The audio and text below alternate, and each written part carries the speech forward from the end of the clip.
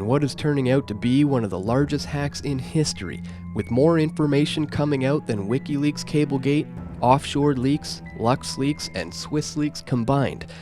The Panama Papers raises more questions than it answers. It started when Mossack Fonseca, a Panama-based law firm, was hacked by an anonymous source who sent the information to the German newspaper Süddeutsche Zeitung, one of the largest in the German nation, and the first to get approval by the United States immediately after World War II, when freedom of speech in Germany was curtailed. The law firm focuses on offshore companies and shell companies. It's a way for the rich, powerful, fraudsters, celebrities, professional athletes, and drug smugglers to hide money from greedy governments and flaunt international rules. But don't let this fool you. Major banks, legal firms, and asset management companies are involved, protecting the wealth of these people. Russian President Vladimir Putin has reportedly $2 billion in his offshore account.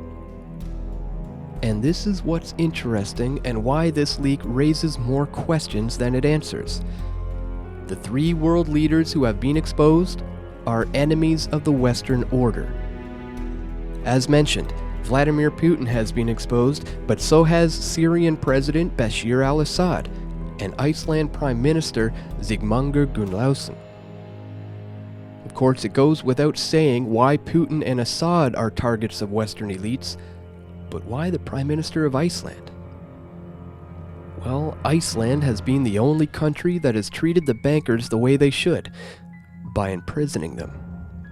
After the 2008 meltdown, Iceland started laying charges, and by January of this year, 29 bankers have been jailed. And these are not low-level guys, but senior executive bankers.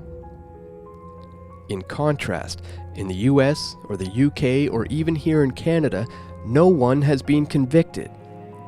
In fact, governments, through the taxpayers, gave these guys a bailout, essentially rewarding them for their destructive behavior.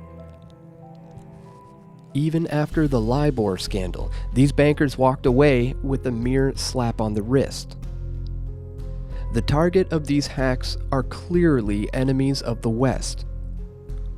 Luke Radowski of We Are Change points out in his video that previously the FBI turned the hacker Sabu into a snitch, so people working for him were actually working for the FBI without them knowing it.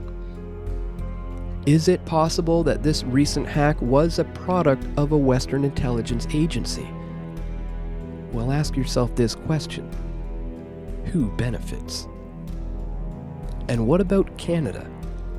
The state broadcaster CBC is reporting that at least 450 Canadians have been exposed in the hack. One of them is the president of the West Edmonton Mall, David Gurmezian, a prominent member of one of Canada's elite families. Another is a fraudster who scammed millions out of his victims and disappeared in 2007. His name comes up 1,449 times in the leaked documents. If there was purposeful intent behind this hack, what was the purpose of exposing some of Canada's elite families, if any? Perhaps this massive data dump was made out to look like a real hack on purpose, but now the media will do its job and focus on the three major candidates: Putin, Assad, and the Prime Minister of Iceland. This could be a classic problem-reaction-solution scenario. Create the problem by exposing all these offshore accounts, let the people react by demanding something be done about it, and then provide the solution, which is to further demonize the West's enemies and to make it harder for the small-time guys like you and me to hide our money from governments.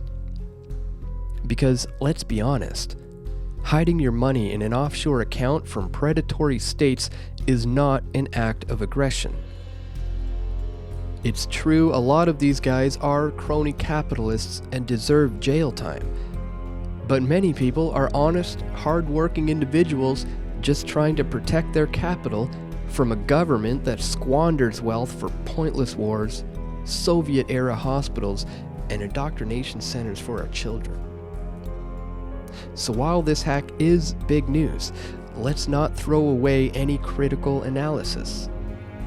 Whether or not it was an act of an intelligence agency, now that the information is out there, how will the corporate state media spin this? And what will be their solution versus the real solution?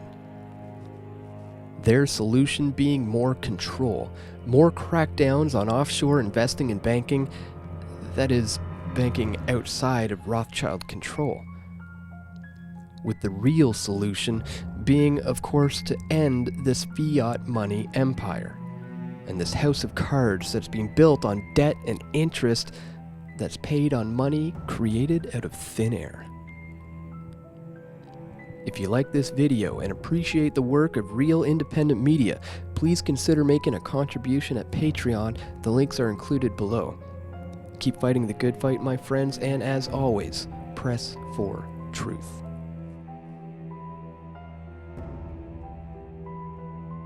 I think it doesn't get the balance right between protecting our security and protecting our liberties.